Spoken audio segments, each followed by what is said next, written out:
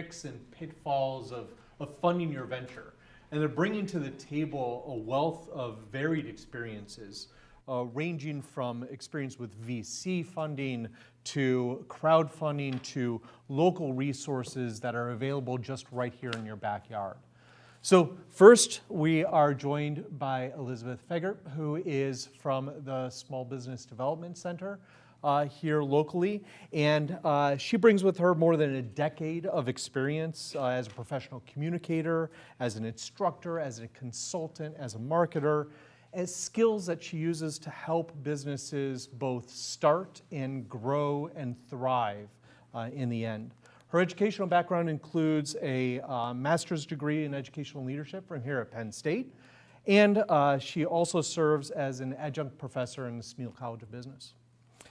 Next, we have Nathan Nalivonko, at least close to it, I think. I always mix up the A's and the emphasis. He is a seasoned design, technology, and outreach professional, currently serving as the senior outreach lead for design and technology at Kickstarter. Nathan's career journey is marked by impactful roles, and he's a regular presenter on successfully engaging users to kickstart their crowdfunding efforts. See what I did there? Finally, we have Haley Marie McLean Hill, a Penn State graduate and a CEO and founder of Torch Warrior Wear, which has the humble goal of redefining uniforms and features innovative bodysuits for the modern military woman. Haley is a former Nittany Lion and San Francisco Giants cheerleader and 49ers. Oh my goodness! I've got to give Matt the side eye there, and is also very importantly a former member of the United States Air Force. You may have seen her as a recent recipient of an investment from Lori on the TV show Shark Tank. So please join me in welcoming our panel. So I want to start with a couple targeted questions, and anyone who, if you want to jump in at any point, you can jump in and add to it. And when we get to audience questions, or if you have questions as we're going along, I encourage you to jump in, but when you do so, please raise your hand and wait for the microphone to come over to you. We are welcoming in a number of virtual attendees to this event, and we want to make certain that they hear your question. So, with that, Haley, we'll start with you there at the end of the panel. Can you share some of the key strategies that you've employed to kind of, capture attention for your business and kind of secure these initial investments, both on Shark Tank and other investments that you've been able to secure? Yes, Brad. Yes, Yep. Brad. Yeah. Awesome. Sorry on the correction. Yeah. I'm just not a baseball fan. No. So the biggest thing I've done is boots on the ground marketing. I go right to where my customer is, to the conferences, in every military conference I can get to. Of course, on social media is where we go direct to consumer as much as we can as well. And I think bringing in cross-marketing, trying to bring in brands that are similar but a little bit different, just so we can get those different audiences, but being able to serve a wider audience through their audiences. So that's kind of what we've been doing. Yeah, great. So Nathan, one of the things that many of our young startups are looking at is they're saying, all right, I know I need to start to secure funding. I've got my idea for my LLC. I've started to do some of this initial work. But then they kind of have this question of, is crowdfunding something that's right for me? What would be your advice for young startups as they start to look at how to be able to fund their venture into the growth phase? When do they start thinking about crowdfunding, and when, very importantly, should they not think about crowdfunding as a potential option? Yeah, I'll start with the not. So, yeah. Crowdfunding is a good fit for consumer products. So if you're working on something enterprise or business, not a great fit because you're employing the power of the crowd. So you really want to be engaging that community and those consumers. Physical products, things that you make and manufacture, they serve as good rewards in crowdfunding. So it has a lot of value. People are willing to wait to receive them because they're getting them first. It's the first offering to the market. Not that digital products, apps and things can be crowdfunded, but it is just a little bit harder to figure out that reward structure that works. I think anyone that's working on a project that qualifies, you need to get to a point of demonstrating the prototype to a place that you can shoot content, make a video, photos, tell your story. You don't need to be completely done with it, but it needs to be compelling enough to tell that story and for you to have a clear plan to execute and deliver on that product.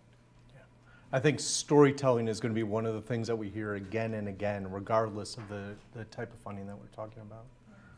So Elizabeth, thinking again, again within perspective, VC, crowdfunding, and now kind of bringing it home a little bit more locally, what are some of the resources that as a startup is looking around and thinking about funding, and they're thinking about crowdfunding, they're thinking about potentially VC, what are some of the things that they can start with here where they may be able to sit in front of somebody that has handles on the levers of funding for them? Yeah, absolutely. And I love that you talked about starting here and starting locally.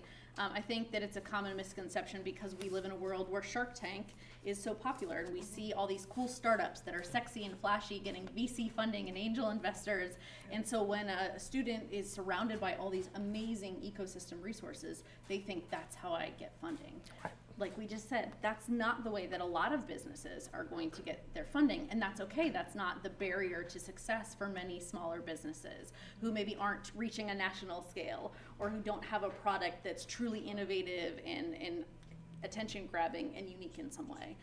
So even starting locally within this community, there are so many programs for student and community entrepreneurs. Right here in this building is the Happy Valley Launchbox. They run several programs to help people explore their ideas and secure funding to help them get that product off the ground. So starting with the test lab, when you're testing your idea, you can get some funding to go into actually testing the product. And then you're moving on to the idea, what's next? Test lab, right? You can get a little bit more funding there. There's a digital marketing program where you can secure funding to run digital ads, all the way up through their Summer Founders program where you can earn $15,000. A lot of people think those are just for student entrepreneurs. That's not the case. It's for the community.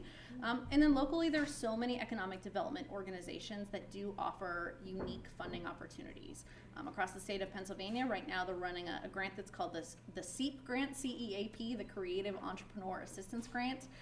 Entrepreneurs who work in the creative space, arts, media, visuals, aren't used to getting a lot of funding opportunities, so this is a cool statewide program that is being administered locally by the Center Foundation and supported through the Small Business Development Center where I work. And in communities across the state, there are these smaller organizations like SBDCs, like CDFIs, that are able to connect entrepreneurs with funding opportunities if you just go out and get them. The Downtown Improvement District right now has a fund to help people right within the downtown area who are looking for a brick and mortar location. And these are all things when I talk to entrepreneurs, they're like, I had no idea these things even existed. And I get it, there's so much information out there, but it's really about, you talked about the importance of networking and just talking to people. By talking to people, by connecting with others, you can find access to all of these opportunities, and they're oftentimes a great starting point. Yeah. And one I'll also throw out came in your session a little bit earlier, competitions. Oh, absolutely. Pitch competitions. This week we were just talking about one of our great startups that has secured over $20,000 just in the last 5 days, going to various pitch competitions here. And one other thing that you hit on that I think I can throw out to the entire panel here is, I think there are a number of misconceptions that particularly starting entrepreneurs, individuals first getting into this, many misconceptions about funding that they're bringing to the table. So I'm curious, probably some misconceptions that each of you have had in your careers. What are some of those misconceptions that you see amongst younger or starting entrepreneurs? I'll go. I think a lot of people, I'll start with my experience on Shark Tank. A lot of people think when you go on there that you walk in there and that handshake deal is good to go, and that deal is going to be rocking and rolling and keep it moving, but it's not the case. You usually have a lot more due diligence afterwards, so I think just how thorough and how organized you have to be to receive funding in that sector, it looks all like easy and fun, like, oh, let's go on TV, whatever, but you really do have to do a lot of work beforehand and afterwards, and it's a continuous process to build that relationship. It's not just let me get the money and keep it moving, it's how do we continue to build together, and it's almost like a marriage. So I think my misconception of, you know, getting funding was like, just give me the money, but it's not. It's like, let's build a marriage together now. So, yeah. Well, one of the things you mentioned in your session earlier was the importance of a business plan, Yes. right?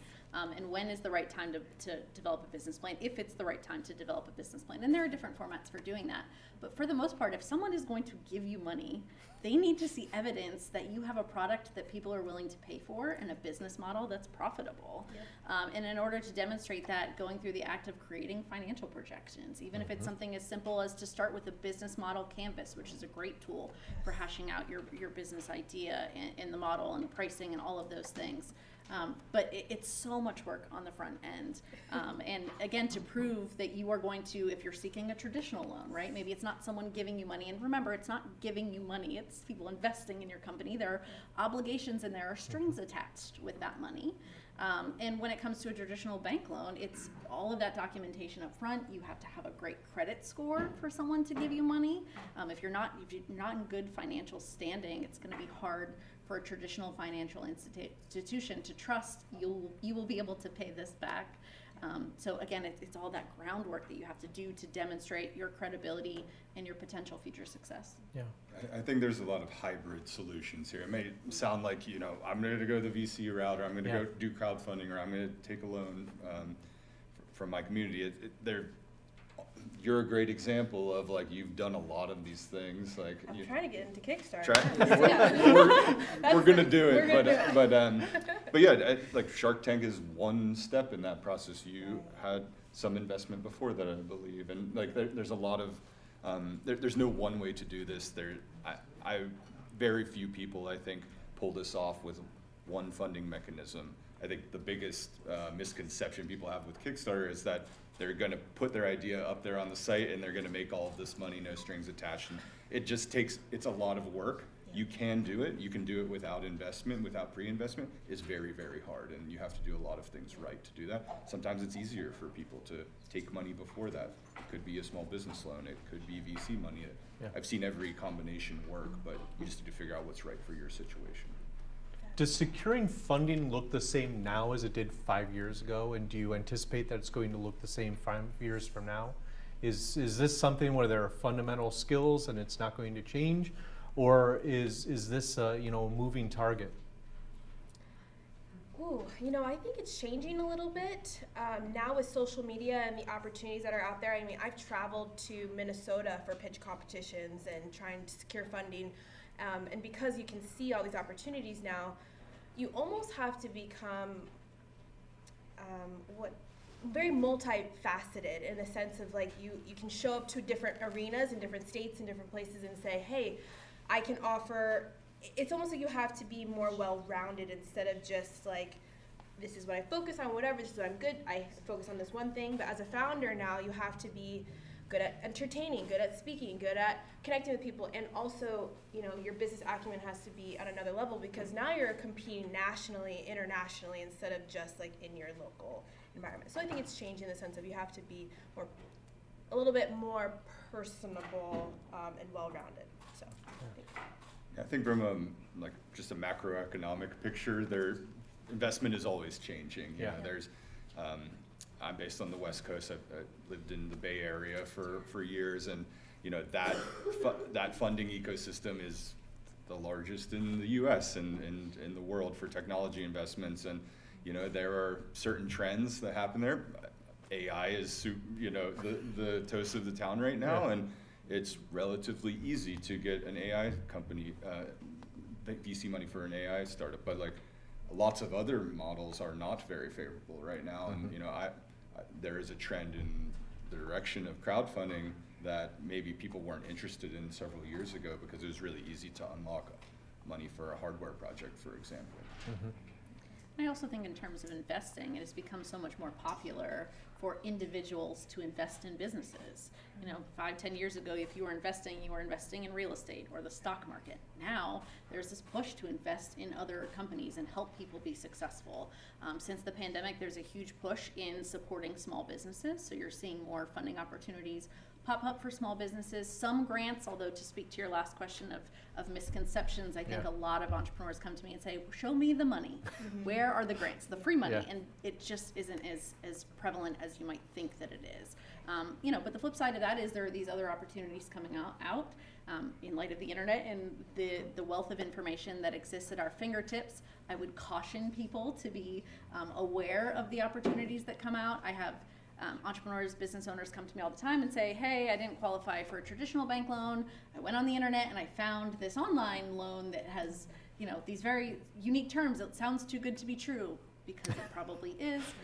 So just, again, do your due diligence, double check, understand the strings that are attached with any funds, any charges, fees, interest that you're gonna have to pay back, and make sure you have all that information before making any decisions. And unfortunately, there are probably some people who fall victim to that. There are people who do crowdfunding campaigns and no one clicks through, no one donates anything. There are individuals who go on Shark Tank and they walk out very sad. Yes. So I'm very curious, because one of the things that defines a successful entrepreneur is persistence, being able to push through those failures. I'm very curious if you have your own story or a story of someone that you've worked with or the like, of an example of that time that you thought you hit a wall. You thought that was it, but then persisted beyond it. To be able to, you know, give an example to individuals here that maybe haven't hit that wall yet, but help them recognize it when they do, and to know that they can push through that. Yeah. Yeah, I'll start. It won't be mine, but a creator yeah. I worked with recently, I shared this earlier in my presentation, but he started a company called Meticulous Espresso. It's like the most advanced espresso machine in the world. He raised $5 million on Kickstarter this past year. He had failed, I think, 5 different times at launching Kickstarter projects. Some of them he funded successfully, but then was not able to bring the product to market. That really tarnishes your name. One of those ventures was with his brother. They no longer speak. It's like he had like every layer of complexity to his failures. And from learning all of those things, he worked for several years on this latest project. He did not try and rush it to market. He did a lot of grassroots marketing and community building. He went on every coffee forum on the internet, Reddit, Facebook groups, etc., and built that community organically, bought himself time to do that marketing. And that was all free to him, just work, sweat equity that he put in, and that engineered, you know, a $5 million launch for him, and his, you know, he has 30 people that work for him in Mexico, and now, and yeah, he's you know, off to the races. Yeah. Yeah, you have to have thick skin to be an entrepreneur. You're gonna get a lot of feedback, and it's gonna hurt your soul and your ego every time someone tells you no. I don't think that's a good idea, or I don't think you can be successful. And a true entrepreneur and someone who can be successful in this world where you're dealing with constant failure and constant change and the need to pivot and change and adapt is a willingness to take feedback. And not take that feedback personally, but take it as constructive and say, what can I learn from this? And that doesn't mean one person's opinion should dictate your future, right? But listening to the whole picture by getting in the right spaces, by talking to the right people, your actual users, and finding out what do they want to see and where are your areas for improvement. And then again, not letting that be a hit to the ego, but an opportunity to get better and to grow, and other opportunities. Almost every entrepreneur I've seen who is persistent, who is willing to do these things, they experience that failure, but if they keep going, other and likely better opportunities do open up, because your product's better, your business model's better, you're more successful. Yes. Yeah, I can't pinpoint one part of failure or Yeah. one challenge. I mean, it's a daily thing. I think entrepreneurship, it's either, you know, product isn't shipping on time, or, you know, I want to go to this conference, but I didn't save up enough money because I had to put it into product, you know, development. There's just so many things you have to balance at one part. I think resiliency for me comes from my military background and kind of leaning into what I learned like during my field training and, you know, people yelling at you every single day. And then it's like, okay, I think to myself, I'm like, if I can get past these things, and so I just, you know, encourage you to look back at times when you were able to overcome challenges and tap back into that and say, how did I continue moving forward? So I really lean back on that and say, if I can get past that, then I can get past this no, or I can get past this this challenge. And also, I have to shout out my grandma in the room. She's 20 years Air Force veteran, and she's kind of been the person who, keeping people around you who keep saying, hey, like, it's okay, keep moving forward, like, move forward. So I think having a support system around you who's just going to tell you, like, you can keep doing it, I believe in you, that is essential.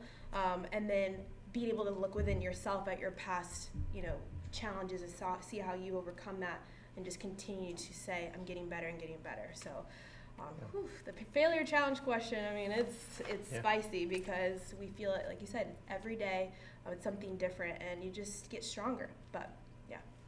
I was just going to say, I think it's really important to be passionate about what you're working on in order to do those things. It's really hard to make those decisions to keep going if you're just doing this for the money, or you thought it, you know, was something that was going to be lucrative, but you know, you don't care about what you're working on. I think that helps you wake up every morning and keep going. It does. And I'll just add one more thing too. I was getting feedback. I was late. I'm sorry I was late. But I was at the ROTC detachment talking with female cadets, and we were having such a great conversation. One girl looked at me straight up and said, I hate the bodysuit. And I was like, okay. I'm like, all right, amazing. What would you like instead? And I think with customers too, the best thing you can do is hear them out, you know, receive that feedback, say, I hear you, and we're working towards that, and we can work together on that. People just want to be heard and seen, and that feedback really comes from a place of them just wanting to help. Because if they didn't care, they wouldn't give you the feedback either. So taking all the feedback as, okay, thank you for just even the constructive feedback. It's good. It's good for the heart. And I love that you hit on the balance, right? Like, you need the champions in your life. We all need two friends. One who's going to tell it to us like it is, and the other one who's going to be our ride or die, right? And it's knowing as an entrepreneur when to listen to those two groups of people.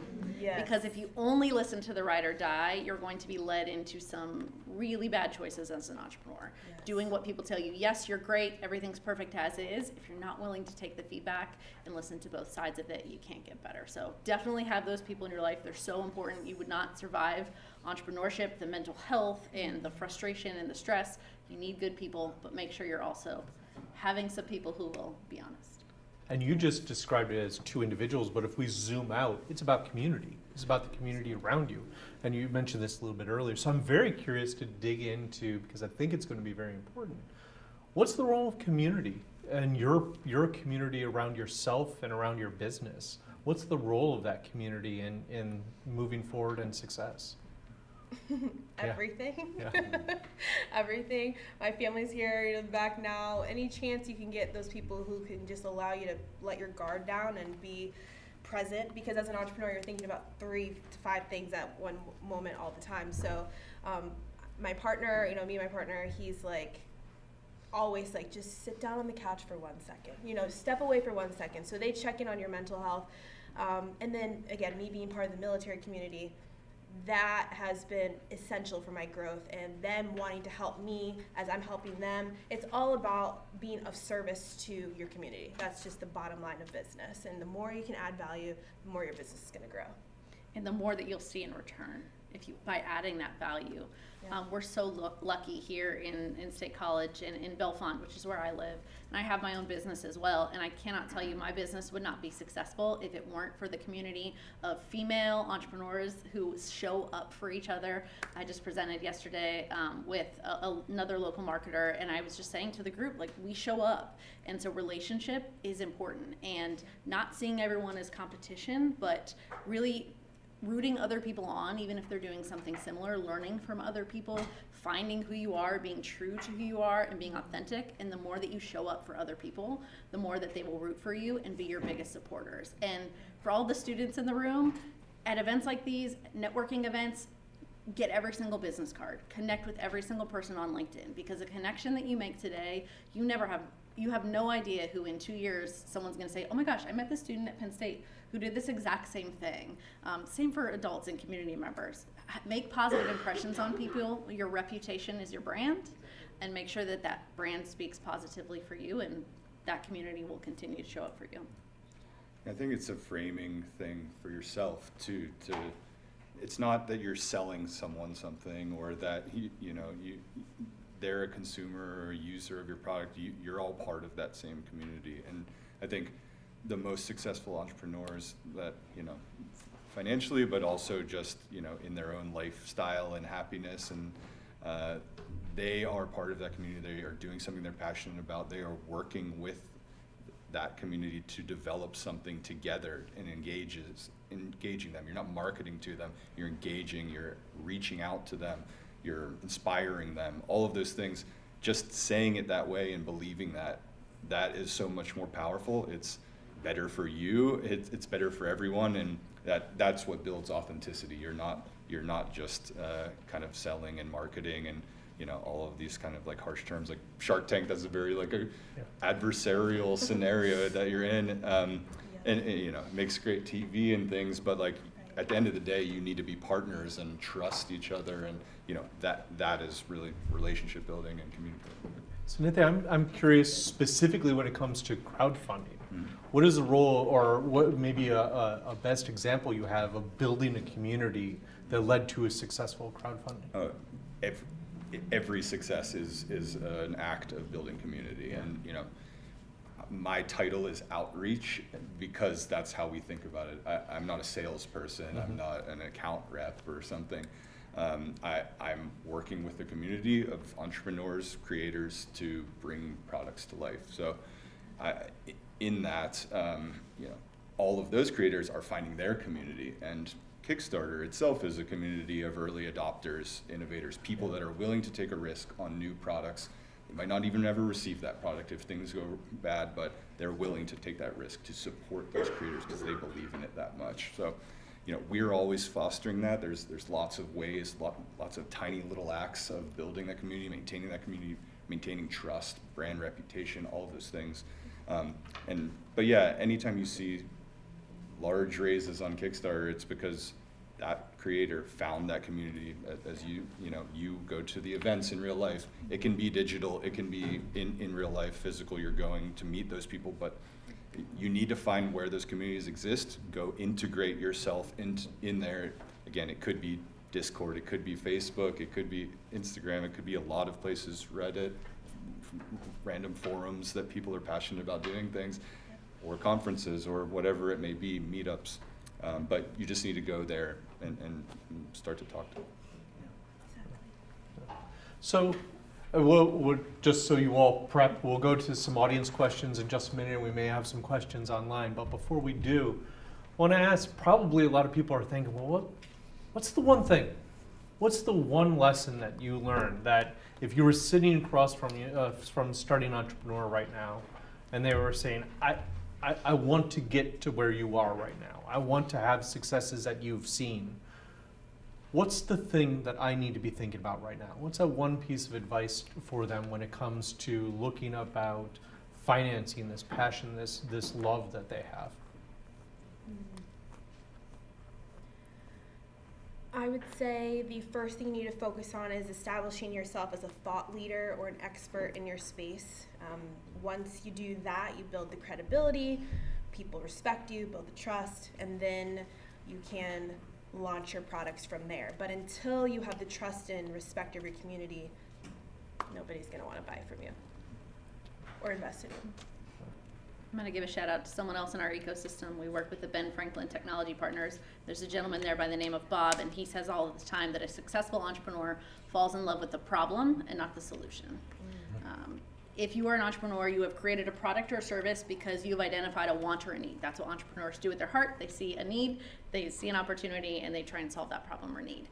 If you truly fall in love with the problem and solving that problem for someone, and then you focus on making sure that your product actually solves that problem for people, is something they truly need or want, is unique, you can be successful as an entrepreneur.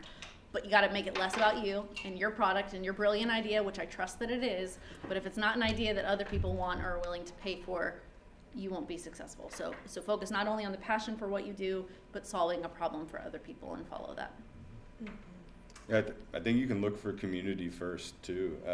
That is a way to, you may have a space, a problem space that you're interested in, but if people aren't organized around that in some way already, it's going to be hard to find them, to reach them, to get your early customers and to start growing this thing. So, I encourage people sometimes not to even worry about like taxes or how you're going to incorporate or IP until you can validate that what you're working on is something that people care about. And there are lots of creative ways to do that quickly and cheaply before you go down this really long product development cycle that I've seen too many people burn years and many dollars making something that people don't want, or the way that they're selling it, is just something that's not viable.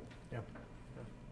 So, let's go out to the audience, and remember again, please, if you just pop up your hand so we can bring the microphone to you. And I also don't want to forget our virtual audience as well, but we can start with Matt here. So for the demographic at Penn State, there's a lot of students. Over the years, COVID hit really hard, and a lot of people feel like they don't have a voice. What is your one piece of advice to motivate them to take that first step of action?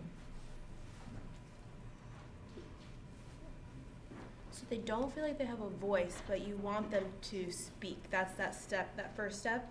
Yes. How do I motivate them to do that? Go get it, girl. I mean, I don't know. You gotta cheer each other on too. I don't know. If I was talking to somebody who didn't feel like they had a voice, I would just ask them why. Like, why don't you feel like you can? There's so many avenues, so many outlets. We have a newspaper. We have this. I mean, you're not being resourceful. You need to figure it out. Sorry, tough love. You need to go for it. Well, I think so many people are waiting for perfection, right? They're so afraid of that fear of rejection and that fear of criticism that holds them back from ever taking any step. And I see business owners all the time say, I'm not ready to launch my product. I'm not ready to launch my website. I'm not ready to launch my social. It has to be perfect before I can put it out there. That's always going to be the case. It's always going to hold you back. You just have to be willing to take that one small step before you can open up all these other opportunities.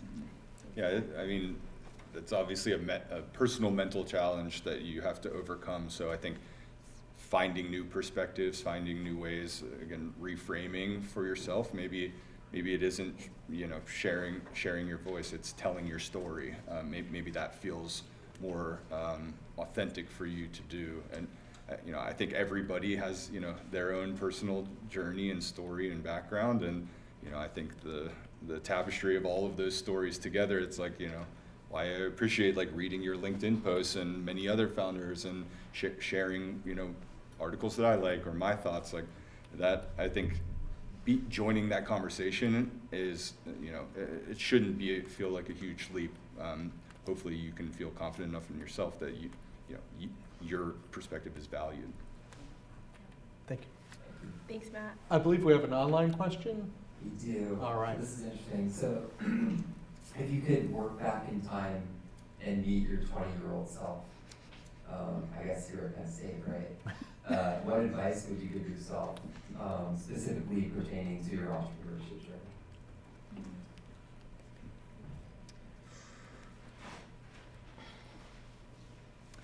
Yeah, I'll say start now. I tried to collect all of these experiences and skills to feel confident to take the leap. And yeah, I'd say if you have something that you want to work on and you're passionate about, start to find people that can answer the questions that you don't have an answer to yet. There's so many resources here. Happy Valley Launchbox, Startup Week, everything that's happening in this building and on campus and in the community. People have the answers to all of the questions that you have. So if you feel like this is something that you want to work on and something that you see in your future and something you want to do, just start now. You don't need to know those answers, but there are people that do, so start doing some research and talk to them. Yes, and one thing I would tell myself is ROI. Stop going shopping. The clothes are not necessary. Invest that money, that extra cash, into courses or going to conferences or just becoming a more valuable version of myself, or go to a spa day. Like, investing things, it's more about that return on the investment instead of just like spending frivolously on things that don't matter. Yeah, build your credit up. It'll set you up for success later. I'm gonna make a Bluey reference to anyone in the room who knows Bluey. Slightly different perspective. As you're navigating college, run your own race. I think in this ecosystem, because we have all these cool programs and we see people who are doing great big things, there's this pressure to fit a certain mold as an entrepreneur, and that is not the only journey to entrepreneurship. I was an education major here at Penn State, who went on to be a high school teacher, who went into work in career services, who went on to start a small business and startup career fair, which got me into this world, which got me operating my own business. Like, there is no one path to entrepreneurship, and the scale of my business is wildly different than the scale of yours, and they're both great. They're both different. It doesn't have to be big and massive and constantly growing. It can be the path that you want and what you find fulfillment in and what you love doing. So be true to you. Thank you. Others in the room? So this question is for Haley to start. Just wondering, I think we're all wondering, what's it like to actually work with one of the Shark Tanks, with one of the sharks? Yes. I'm sure that was the 150,000 the value, or was it Lori's connections? And then what were some of the highs of getting that investment, and what were some of the lows? I've had investments, and I know that there are highs and there are lows. I'm just wondering if you could speak to that a little bit, and then just the importance of being on the same page with your investors. Okay, awesome. That was like 5 questions, and I'm gonna have to remember them. Working with Lori, we are still in the due diligence process. How So long's it been? we just aired in February, so it's literally like a month. So once your show airs, then the conversations start to come back up, because we filmed in June of last year. So it's almost a year. But once you get that air date, then that kind of changes everything, because you're not for certain that you're gonna actually air, which automatically, helps the trajectory of your business. So then they kind of come in and talk with you. And so we're working through our due diligence right now. I've had 5 conversations with her. She's incredible. She's a really nice person, and she wants to see me do well, so that's awesome. I'm really excited to work with another female investor, and she really understands, and she's really passionate about the military, so I'm excited to work with her.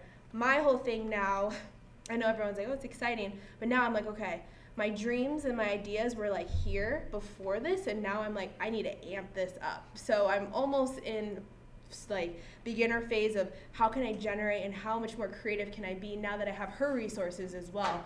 So I'm trying to do my research on who she's connected to, and so when I come to her, I want to be very prepared with a plan. So I think that's the low, I would say, of this experience. The high was like, oh my gosh, as soon as I got the deal, I went out in LA, that was fun. But then the next day it hits you and you're like, I gotta run a business again. So I need to come prepared, and I need to be professional, because like you said, your reputation is everything. And so this is just her, she's believing in me, but now I need to prove and execute. So now I'm ready to be her good soldier and knock stuff out. What was the other question? There's another one in there. Just being in sync with your investor. Yeah. The importance of that.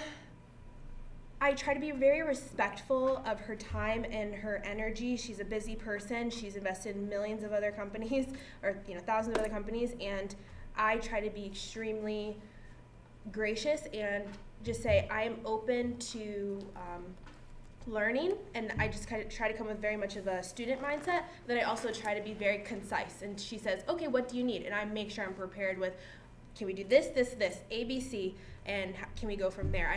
I think when people go to people and ask for advice, it's a little ambiguous, or like, oh, it's so great to meet you, wasting people's time. Like, I just think you need to be very clear, concise. I try to be like that with her, and then gracious the rest of the time. So, yeah.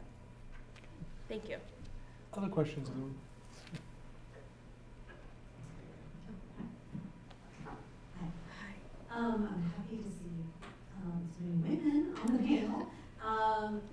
So my question is kind of geared towards the women is, I'll take VC that. world, I think in general, it's hard. Is, it seems to be, and I don't think I'm wrong in saying that the VC world is very male heavy. A lot more men in there, in those rooms than women in the VC world. And so how are, women founders treated differently and therefore perhaps funded differently? And then how do you overcome that? I mean, definitely treated differently. I can't tell you how many times I talk to an entrepreneur and they would rather talk to a man. And I just sit back and wait because they'll probably find me again anyway, and then I'll give them good advice graciously, like I would have the first time. Imposter syndrome is real. I had a man explain imposter syndrome to me today. Oh my. It's about owning it. It's about not being afraid of you. I'll be completely honest and transparent with everyone in this room. I was joking all day today that I was like, one of these things is not like the other on the panel, right? Like we've got people who are really impressive and doing things on a national scale, and I've owned a business for 2 years. And I kept reminding myself, like, don't diminish what you're doing. Like, I love what I'm doing. I'm helping a lot of people. I've been really successful in my first year on the scale that I'm in. And it's just about owning that and like not downplaying your success and being gracious and humble and asking for help when you need to, and just not accepting no for an answer. Like your wife said, I will not accept this. Brad was telling a story earlier, right? And just and being firm and being confident. And if you're told no, like just keep going. You'll find the person that you want to have a relationship with, and trust me, you'll be better off working with the person who says yes than the person you have to beg to help you. Oh man, yep. Yes, you know, I've been in male-dominated career fields, being in the military and everything, and again, I just have to put my hats off to my grandma, who's back there looking at her phone. Grams, you're supposed to pay attention. Go on. We have a great relationship, as you can see, and she's always just taught me to be as authentic as I can and just show up and be a strong, courageous woman and care for people, and doesn't matter what you're doing. I don't know. I just eliminate these limits from me of like, oh, I'm a woman in this world or whatever.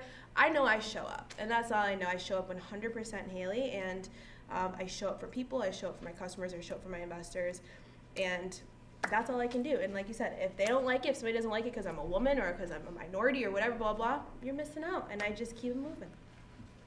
Thank you. So I want to make sure we get a couple more questions in just for our online audience in particular. We're going to go a little bit over our scheduled time because we had a little bit late start time, but we'll still be wrapping up at about in the next 10 minutes. But I want to make certain we have our online audience represented as well. I believe there's a question there. So this one is for Nathan and Haley, and relates to Kickstarter. So at one point, Haley, you were looking at Kickstarter. What would that look like for you now to do some additional fundraising above and beyond Shark Tank?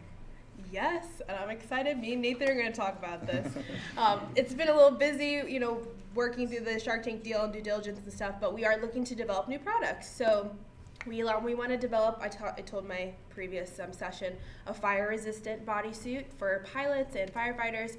And this would be an incredible product to put on Kickstarter because I can share this with my already built community and say, look, we want to do this, but if we get your help, we can do this faster, and we can do it, you can have your input. And the girls in the military, they love sharing their ideas. We were just there, they love to be a part of it, and now they feel a part of it. I think it's even going to cement the brand even more if they can buy into new and upcoming products. So I'm excited to launch that. Yeah, me too. Yeah. Yeah. And I think it's a better timing for us now, though, because before, if we were launching this, people don't really know us, but now people know us, so now it's like, okay, now we're starting a product and can be a part of our community.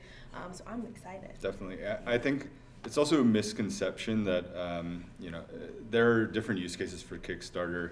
You do not just need the funding to pull something off. As you were saying, there's like the baseline amount of funding that you might need to bring this new product to market, but you can also fund new features to make it nicer materials. There's lots of ways to improve the design with the community in a way that maybe would not be enabled by just using your own investment to do.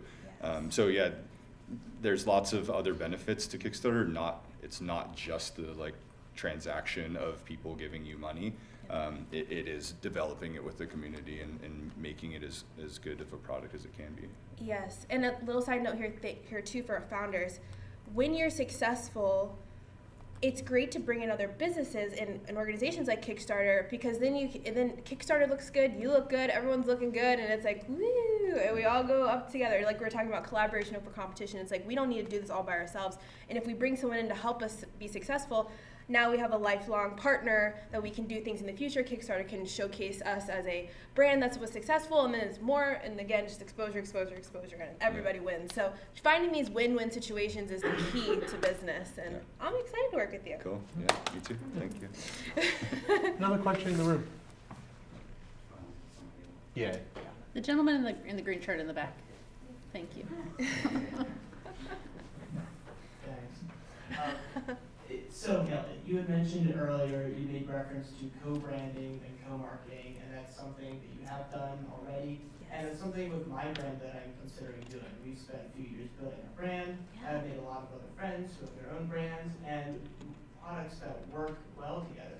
We even have customers that overlap, and we know this. Yep. So could you maybe speak in a little bit more detail to your experiences with that? How does that conversation start? Who approaches who? Are there legalities involved? Are there contracts signed? How complicated does it get? And what should I maybe consider before doing it? Yes, great question. I will give you an example with my bodysuit collaboration I did with Curves and Combat Boots, the other better known company. They, again, make concealed carry leggings for military women and women in law enforcement, so we are very overlapped. They have like 100,000 followers on Instagram. We're still growing at 18 or whatever, but they saw us growing and they reached out to us and they said, hey, you guys are doing something kind of cool. What are you doing? They're veterans, and us veterans, we like to stick together too, which is really awesome. So we have a mutual understanding, which I don't know what the civilian life is like with y'all, but we trust each other like more, I would say, in the sense of like, I trust them. So I flew to Texas. I met them in person. I like to meet people in person and catch the vibe. That's a big thing. Like if I don't know you, I want to know who I'm doing business with. We had a weekend together. We sat down. We talked about the deal. I shared what I would need assistance with, and they shared what they would need assistance with. For me, I helped them with marketing. And so it was like the strengths and weaknesses, and we filled each other's holes. They had a great manufacturer that can get our product done quickly. I said, all right, you do all the manufacturing, I'll do the marketing. We came together with an 80-20 split. So since they did all of the upfront capital, all that, they were able to keep 80% of the profits. I just got 20%. We did a contract. It wasn't very complicated. I had my lawyer review it. Everything was great. And yeah, I mean, it was pretty easy because of how conjoined our products were, and our customers loved it. They loved it. So we'll be doing more stuff together. So I would look for, I think the biggest lesson I learned was communication schedule and how you work with somebody, setting expectations. That was just project management in general. Okay, when is this gonna be launching? Let's have a plan. I've learned to be more honest and upfront about what I need and what I want out of communication, and just say, hey, I really need us to talk once a week. Is that okay? And just having that free flow of communication. But I would highly recommend it if it's gonna be great for your customers. Cool. Thanks. You're welcome. One last question as we wrap up. So, Brittany. All right. Yeah. So we talked a lot about like how to get funding today, but a lot of times, most things in life, or everything you get, you need to give some away too. So how did you kind of think through how much equity you're willing to give away, or even for crowdfunding? I know a lot of times you need to give away equity to your investors there as well. So for someone in that situation, maybe what did you think through? Yeah, so just to say, on Kickstarter itself, there is no equity exchanged. It is rewards based. So you're backing a project at a reward level, and then the creator gets that money, and then you are fulfilled that reward on the back end with no equity, changing hands there.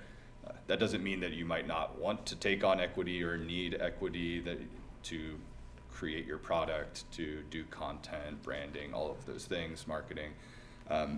But you know, what I always tell people is to just think about, you know, it's not just the money, it's the expectations as well.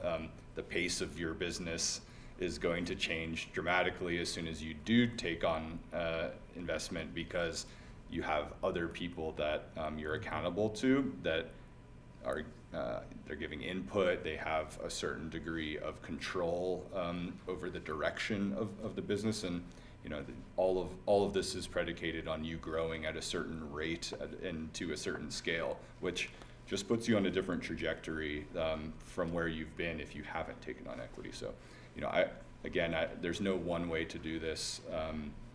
Some folks are like very committed to bootstrapping and are super resourceful and creative to do that. Sometimes I think they could have been better off if they took a small business loan, or you know, found another source of funding. They may have been able to make it to market sooner, or maybe they missed an opportunity or a timing the market right. But yeah, again, I think it's kind of your situation, your product, your market, your own life and lifestyle all to consider. Haley, do you have anything to add to that one? I think one of his questions was a little bit of, you know, did that 150K, was that really valued at 22.5% of my company, right? I went in knowing that I didn't want to give more than 30% away for my company. I just imaginary came up with that number. I don't know where that really came from. I was just like, that feels good to me. I don't want to give more than 30%. So when she came in with 22, I was like, okay, I'm winning. So I was like, that's a win. Exactly kind of what we're talking about. It's like I know I want to take my brand to the next level, and in order to build a global clothing brand, I don't have all of what I need. So I do need to give because I don't have all the information. If I had all the information, then I get 100%, but I don't. And so I'm open to paying and giving people for their expertise to get us to that next level. But they need to prove that. They need to show value. And the second that they're not, that's when you pivot and move a different way. And you can buy people out of their equity and stuff, you can, but it's a little bit more of a legal thing. It's not fun. I've done that. That's not very fun. But so yeah, it's all just requiring people to add that value, and then when they do, pay them for it. So with that, I want to please ask you to join me in thanking our amazing panel today and all the information that provided. Thank you so much for joining us today. Yeah, thank you. Thanks. You guys want to take a picture?